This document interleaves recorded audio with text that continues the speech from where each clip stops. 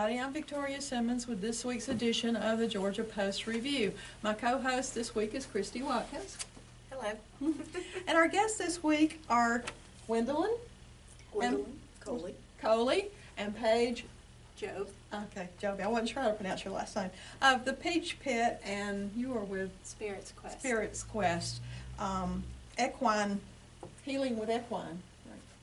Absolutely. Okay, well, welcome. We're glad y'all are here, and this sounds like it's going to be really interesting. So tell us first about, Qwendolyn, if you'll tell us a little bit about yourself, and then we'll let Paige tell us about herself some. Okay. So I'm Qwendolyn Coley. I founded the Peach Pit in 2014 in Fort Valley. The Peach Pit, actually the peach part of it is part of an acronym, and it just came to me one morning, Peach County Equine Assisted Counseling and Health. So we're the Peach Pit.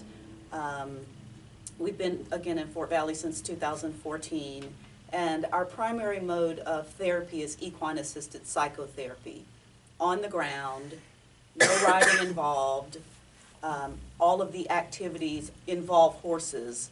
It may be indirect or directly involving horses, but every activity involves horses. And it's a team approach, and that's why I asked Paige to come with me, because you have to have a mental health practitioner and you have to have a horse specialist in every one of the sessions. So it didn't feel appropriate for me to just come without having my teammate with me to talk about from the horse perspective as well. All right, well, good. So Paige, tell us a little bit about yourself and your program. Okay, my name's Paige Jobe. I run Spirits Quest, which is actually about 10 minutes from here, so we're not too far away. I began Spirits Quest in 2015, so not long after Qwendolyn had started. I am the horse side of the equation. As she mentioned, we have a team approach. So my task during these sessions is to watch the horses, watch the horse behavior, and make that notice during the sessions. We try to get the clients focused on the horses and what the horses are doing. So like she mentioned, it's all on the ground. There is no riding. There's a minimum of talking. We focus on the experience and what the clients and the horses are doing in the session. So we have a lot of activities that they'll do based on whatever they're working on at the moment. If it's actually, that's a good time to talk about a summer camp. Sure, sure. Isn't it? So we did a summer camp in June and July this past summer. June was at Qwendolyn's facility and July was at mine. And we worked with the Phoenix Center in Fort Valley. And they selected a group of kids that came every week, Monday to Thursday, 9 to 3:30. Our youngest was 5, our oldest was 14. And we use a program called Power Tools for Living, and it goes over several skills: respect, responsibility, relationship skills, boundaries, empathy, and what is our Choices and consequences. Choices and consequences. Another reason why we have a team. Two heads are always better than one. Absolutely. So those are the skills that we worked on every week. We would focus on one of those. And the kids would practice those all day, every day. And so that was a really great experience for us and the kids, and getting to use the horses. So it's a different aspect of working on these tools than probably most people are used to doing. So it was a neat opportunity for these kids as well. And we had students from both Crawford County and Peach County who participated in the camp. So it gave us an opportunity to share that message of what we offer in 2 counties. We cover all of Middle Georgia. Anybody from anywhere can come to our sessions, but the summer camp specifically was for children in Peach County and Crawford County. Was there an age in that with that? Because it was a contract camp, meaning we provided the services on behalf of someone else, they chose the clients. And again, the minimum, the youngest client was 5 and the oldest was 14. And we had probably 20-something unique children for that 8-week program. We're hoping to do it again. Do you, does it require special horses? Do you have to train the horses for this, or? Actually, one of the wonderful things is any horse can be used in this. The big component is safety. I had one that came to me as a foster horse who was extremely food aggressive when she first came to us, very defensive. So that's a horse I would not use in a session until we got to a place in our relationship where I felt like she was safe to put in there. But aside from that, we use young, old, all personalities because it comes into play with our clients. We do not train the horses on, people will ask, did you teach them to walk through that or, nudge that with their nose? This is all the horses. That's why we use them, because they have evolved as prey animals. And so their instinct every day is, how do I keep myself safe? Right. Is this a safe environment? They are excellent at reading energy. So they do a lot of body language, and sometimes, we can be very discrepancy in how we talk versus how we act. So the horses, they kind of call our bluff on that, and you might say you're okay, I can tell that you're not. And so they give us a chance to work through that and really be open and honest. And every day you come out there with the horses, they'll approach you as, how are you today? Not, you remember last time when you were yelling at me. They don't do that. For the most part, they will let you come in, and however you are today, I'm glad to see you. What are we doing? And they respond right there in the moment. So if you change something about yourself and how you're interacting with the horse, they will react to that moment, which is a unique response. With our family and our coworkers, we don't always get that open, honest option to change and try new behaviors. So they actually get to try those out in the arena, and that gives you a little more confidence when you're with other people that, oh, I've been able to assert myself. I've been able to establish appropriate boundaries. Now let me try that with the people in my life. And one of the cool things about the rapport that we've developed over the past several years is that we own our piece of it. So in the arena, Paige works on the horse observations, any discussion that is focusing on the horse. So she focuses on things inside the arena. As the clinician, I then take those observations and help the client apply it outside of the arena. So it could be, okay, this happened here, and Paige observed it, or the client observed it. So then how does that apply? Or when have you seen certain situations in your life outside of the arena where you can use that? So it's not just observations in the arena and they're hanging out with horses. It's what lessons can they take outside of the arena. And I do want to step back and talk a little bit about the model that we use. We're both certified under the EGALA model, and that's Equine Assisted Growth and Learning Association, EAGALA. And under that model, it is ground-based, ethics. We have an ethics code of ethics, thank you. We have a code of ethics. It is a team approach. So if we don't have a mental health practitioner and a horse person, it's not under this model. There are many other models out there that may not use both that team approach, but this model does. And then finally, we believe that the client has within himself or herself the ability to solve their own problems. So it's solution focused. It's not us telling the clients what they should or should not do. It's us facilitating an environment where they can work on their problems. They can figure it out in the context of the horses. So I did want to clarify that piece of it. And I'd also like Paige to talk about, so when we're doing the sessions, we use this acronym SPUDS, S-P-U-D apostrophe S. And we generally will explain that to the client so they have a better idea of what we're looking for. And when we do demonstrations, we may even give the participants a sheet that explains what the spuds are, so they will know what we're looking for. And Paige is awesome at explaining about the spuds. It's actually, sometimes, like she mentioned, an activity that we do in the beginning because it's observation. And sometimes you have people come in who, I don't want to go in there, I don't want to be with the horses. Okay, so we'll start outside. And we give them a sheet of paper, so the S is shifts. Anytime you see maybe the horse is facing this way and it shifts and turns away, that would be something we would note under the S. So P is a pattern. Have you seen something happen 3 or more times?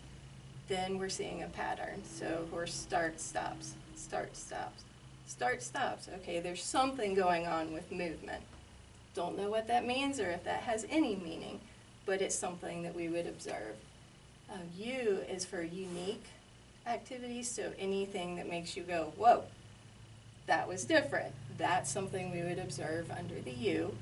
And then D is for discrepancy. Like we talked about, that's from the client perspective. So when you say, I'm so happy, and your body's like all tight and clenched, well, that's an obvious discrepancy. Okay, we'll work with what you say, and we'll see how the horses respond to that. So the apostrophe S is for the two of us. Anything that comes up for us in the session has nothing to do with the client, nothing to do with that session, so we do not mention it. We do talk to each other and say, hey, I had a huge apostrophe S, and we may do it in session if there's something that comes up. Right now, I'm having a moment, here's what it is, can you take the lead? And we're very good at balancing each other. If we need to, partnering, stepping in there to help out. I know I had one of those come up because safety is a big thing for me. And watching the horses, sometimes my mind goes to the horsemanship piece, which is doing things right for when you're riding, when you're training. That's not always the same thing in these sessions.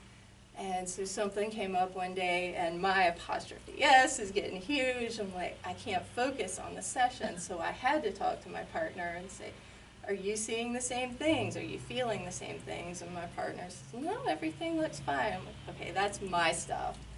So I need to take a minute. But having that other person to rely on is a huge help, especially trying to keep our perspectives out of the session and let it just be about the clients and the horses. So those are some of the things that we're looking for. And sometimes we let the clients bring it up and we don't say anything about what we've observed. And sometimes if there's a unique occurrence or something that's really striking, we may step in and say, hey, did you notice? I don't know if it has any meaning, but sometimes just mentioning that to the client might be the moment that they go, ooh, that happened to me just the other day. It could be something that small that really makes the difference for them. So we tried to keep it focused on the horses and what the horses are doing in that moment. And as she mentioned, she's the one that helps them transfer. How does that relate to what's going on with you every day? And let me give you a more concrete example, because it's often hard with this model for us to describe it to someone, and they're like, okay, I can't really visualize that. So I participated in a training not long ago, and I was the client. And as the client, I was isolated from all of the other participants in this class, which felt kind of weird. And I decided I'm going to go hang out with the horses. And so I went and hung out with the horses in their stalls. And there were 9 horses in there. Of the 9 horses, 6 of them were lying down. That's fairly unique.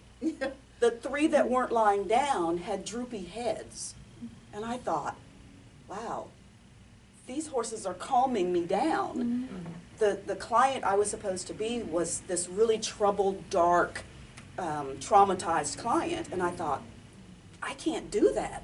These horses have calmed me down. Well, when it was a time for us to go back to our class session, which was in the arena, I went in there and pulled out my phone and went to Facebook, which is what many people do when they sit down. Pulled out my phone, went to Facebook, and saw that a former coworker and Facebook friend had died. And I was floored that that had happened. And were it not for those horses, I probably would have been in a really bad state. As it was, I was in a bad state because of the news. I think it would have been worse had the horses not calmed me down.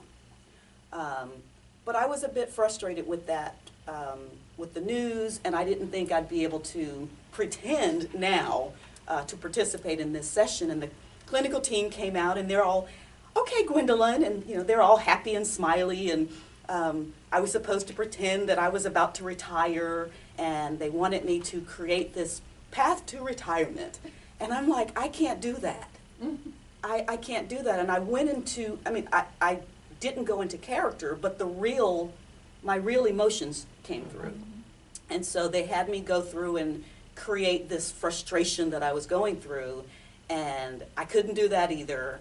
And the horses, I decided, oh, these horses were just lying down. Let me turn to them, they'll calm me. And they moved away from me. And that just stung, because I'm like, okay, wait a minute. Weren't you the same horses that were lying down a few minutes ago? Why are you deserting me now? And I just decided, you know what? I don't need you guys. And I moved away from them, went to the back edge of the arena and sat in a chair. And the bubbly team came over, and they were saying, well, how was that for you? And I said, it was horrible. I couldn't do this task. And, I'm frustrated. And one of I think it was the clinician who said, well, what do you think those horses need from you? I said, they just need me to leave them alone, clearly, because they walked away from me. And what I didn't realize was that the horses had followed me down, and they were standing on either side of me with, like, having me in full circle. And I remember someone asked me, did you notice where the horses are now? And I looked, and it's like they had me surrounded. They had me protected. They were with me. And I remember someone asked me, well, I think it was the social worker who asked me, so when have you been in situations outside of the arena where you felt covered like that? And I'm a veteran, and I realize in the military, someone always has you surrounded. They always have your back. They always have you covered. And here were these horses showing me, I got your back. And at the end of that session, I got to walk the horses down to the other end of the arena because I had to clean up the mess I had made. And I'm walking down there, my hand is on one of the horses, and I didn't realize the other horse was following us. Again, in the military, someone has to bring up the rear to make sure that nobody falls out, nobody's left behind, and that's what the horses were doing for me. Now, all of that was my interpretation. Right. And in our sessions, a lot of what's going on, we point out, Paige specifically points out the observations, what she observed in the context of the horses. It's the client who then says, that's what it feels like being in the military. We always have each other's back. Totally metaphorical, our interpretation, but the clinician's job is to take that observation outside of the arena so the client has something to work with, something to think about once they leave the arena. What kind of things can be helped with this? What kind of issues or things that people are dealing with? What? I have so far not seen a mental health issue that we have not been able to help with. Whether it's trauma, someone who has PTSD, anxiety, some kind of, it could be social anxiety, it could be, behavior issues, anger management. We've seen depression, panic attacks. Yeah. So far, we have not encountered at the Peach Pit or Spirit's Quest where there was a client who came in that we could not help. Families, couples, individuals, and here's a really important piece of it. Some people may go to therapy to see their counselor for years, decades, all your adult life. We've had people come to us and in 3 sessions, or 10 sessions, or 8 sessions, and they're done. Wow. They may say, okay, can I come back to hang out with the horses? Can I come out for a tune-up? But after 8 weeks or 12 weeks or whatever period of time, and as little as 3, clients have come there and they have found solutions. Yeah. And they're now thriving. Wow. To clarify on that, like any therapy, this is contingent upon the client Right. and their investment. But when somebody is really committed to that change, it can happen that quickly. Absolutely. Wow. How about kids with ADHD or something? Does that? Absolutely. To share, there's one more piece of what we do. She talked about the equine-assisted psychotherapy. We also do equine-assisted learning. So it takes that therapy piece out, and we work on things like social skills, leadership, team building. Those types of activities also can be done with these horses, and are that experiential component is still there for groups or families, even office workers. And things like- first responders. Mhm. This year was our 3rd demonstration for first responders. We do it in September, which used to be National First Responder Appreciation Month. It has not been so declared for several years, I think since 2016. But every September, we do a demonstration for first responders. And we've had EMTs, we've had folks from the sheriff's office, and lately it's been in Peach County.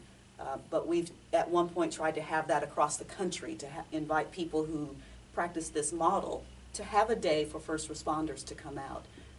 One thing we know, especially lately in the news, unfortunately, we know first responders go toward danger. They run toward the bullets, they run into the fires, they run wherever there's a car wreck, and they help people. Well, who helps them? And how can they continue helping people if they don't help themselves? Right.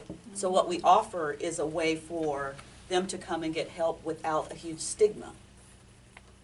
First responders, as Paige said, team building. It could be corporations, it could be newspapers, it could be office workers, it could be anyone who wants to build their team, who wants to. Teachers at the school. Absolutely. Absolutely. In fact, we have a demo coming up,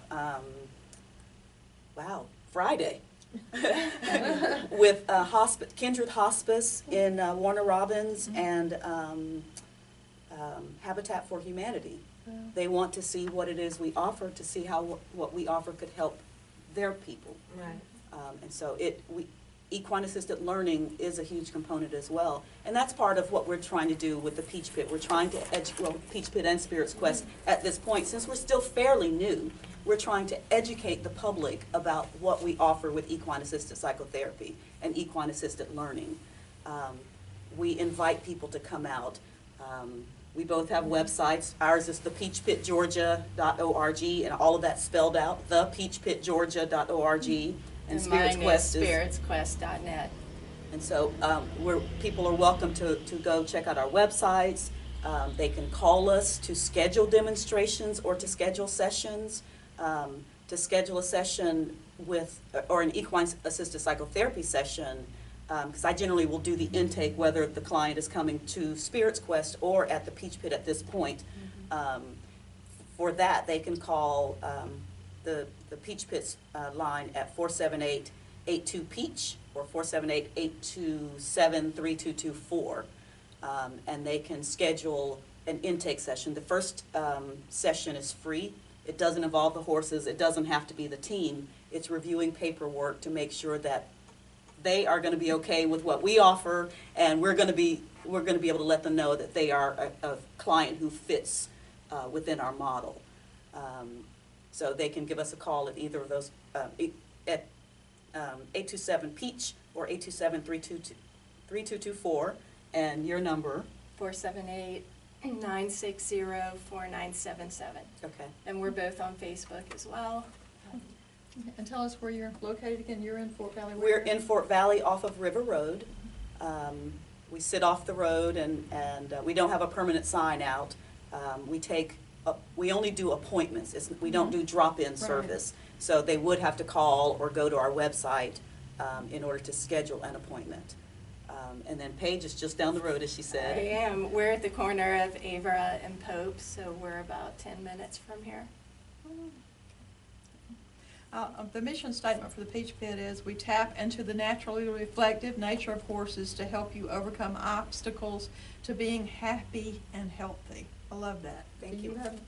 you have On a our website and on our Facebook page, you can read more about our story, our mission statement, meet our horses. All of that is online. Oh, you can actually see the horses? Mhm. Oh, wow, that's neat. Yeah, horses are unique and they each have personalities. I used to have a couple myself. Awesome. I do want to add another thing, a really big component. The Peach Pit is a nonprofit. Right. And we were founded as a nonprofit because we believe that people should not have to choose between mental health care and things like food or car payment or house note or anything like that. We believe it is a basic necessity. Mm. And so when clients come to us, we would love for them to pay the full fee. But if they can't, we work with them in what I call the equity payment plan, and that allows them to say, hey, here's how much I make, here's how much I spend, here's how much I have left, and here's how much I can afford to give you for my sessions. It's equity. If they say we can pay only $10, that's what they pay. And then from grant money, from donations or whatever, that's what we use to pay the remainder of their bill. But they can come to us regardless of their income level. If they have insurance and we're out of network, then we will have them, I'm sorry. Okay, so if they have insurance and we're out of network, it may be where we ask them to pay whatever their co-payment is, and then we cover the rest of it. But we don't turn anybody away based on their ability to pay or based on whether they have insurance or don't have insurance. Wow, but if you do, you could possibly, in our in-network, it could possibly pay, so. All right, that's great, wow. Well, I just want to thank you ladies for being here. This has really been fascinating and And thank you for interesting. all that you do. Yes, and thank you for that, yeah, and, yeah. That's just Appreciate really the neat. opportunity. Yeah, that's really awesome, so. Yeah. And anytime you would like to come out for a demo, we'll be happy to do that Okay. for you as Yeah. well. All right, we Absolutely. might have to do that. It's much easier to talk about it and share it once you've participated. It's such The a hands-on. Yeah. Plus, it's fun. You Yeah. get to hang out with the horses. Yeah, I don't what you mind said, hanging out with the horses. It is kind of hard to envision, so yeah, I can see that would make a difference. Well, thank you again. We had Miss Qwendolyn from the Peach Pit and Paige from Spirits Quest today. They've been our guests. That wraps up our session for this week of the Georgia Post Review, and we hope you'll be with us next week.